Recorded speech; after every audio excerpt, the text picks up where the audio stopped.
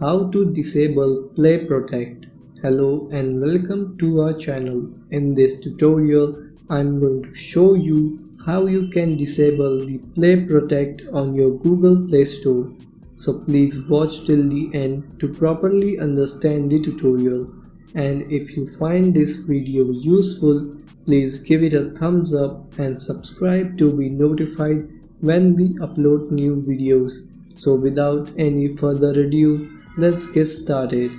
Open your Play Store app, tap on your profile, then tap on Play Protect. Turn off both of the features. If you want to enable Play Protect in the future, open Play Protect and tap on Turn On.